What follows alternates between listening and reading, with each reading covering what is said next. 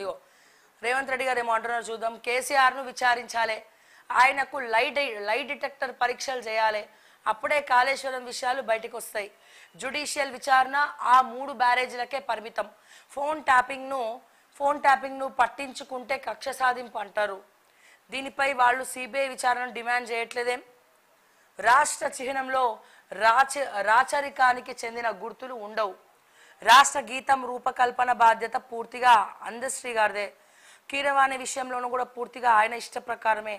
ఢిల్లీలో మీడియాతో ఇష్టాగోష్ఠి సందర్భంగా సీఎం రేవంత్ ఇప్పుడు అంతా మా ఇష్టం అంటే ఏడ కుదురుతుందండి?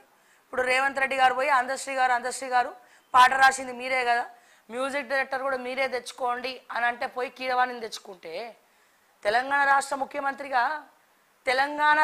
ముఖ్యమంత్రిగా రేవంత్ రెడ్డి గారు వింటున్నారా? తెలంగాణ రాష్ట్ర ముఖ్యమంత్రిగా నాకు సంబంధం లేదు, అసలు నాకు తెలియదు, నేను మొత్తం తీసుకుపోయి అందశ్రీ గారికి అప్పచెప్పినామంటే కుదురుతుందా సార్? ఒక ముఖ్యమంత్రి పొజిషన్లో ఉండి మీరు తెలంగాణ ముఖ్యమంత్రి, మీరు అట్లే ఏం చెప్పాలి? ఎస్ తెలంగాణ ముఖ్యమంత్రిని రాబాయి, నేను తెలంగాణ మ్యూజిక్ డైరెక్టర్నే పెట్టాలి అందశ్రీ గారు, మీరు వేరే వాళ్ళని పెట్టద్దని మీరు చెప్పాల్సింది పోయి నేను మొత్తం అందశ్రీ గారికే అప్పచెప్పానండి, నాకేం తెలియదండి, అందశ్రీ గారు ఎవరిని పెట్టమంటే వాళ్ళనే పెడతామండి, ఎవరు మ్యూజిక్ డైరెక్టర్తో వాళ్ళే ఉంటామండి, ఇప్పుడు ఆయనకు దాని గురించే తెలుసండి, మాకేం తెలియదండి అని మాట్లాడితే ఎట్లా సార్?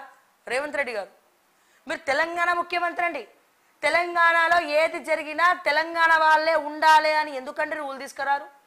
తెలంగాణ మ్యూజిక్ డైరెక్టర్ లేరా అండి? అసలు మన ఫోక్, మన యాస, మన బీటు ఇవన్నీ అసలు ఏమంటాం, ఇవన్నీ రావాలి. తెలంగాణ జాతీయ గీతం తెలంగాణ రాష్ట్ర గీతం అంటే మన తెలంగాణకు తగ్గట్టుగా ఉండాలనా లేకపోతే ఇంకేదో తగ్గట్టుగా ఉండాలనా సార్? నాకు అర్థం కాక అడుగుతా.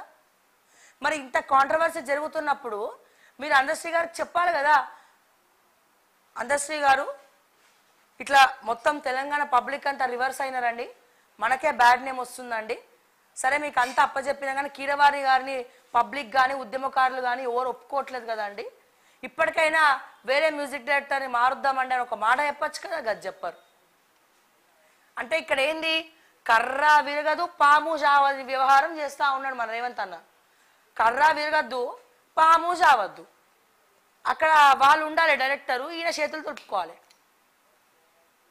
అంటే ఇప్పుడు తప్పు ఎవరైనా ఇక్కడ ఏంది, ఏదైనా జరిగినా అందశ్రీ మీదకే తోసేయచ్చు, ఈ టైప్లో ఉంది వ్యవహారం ఇది.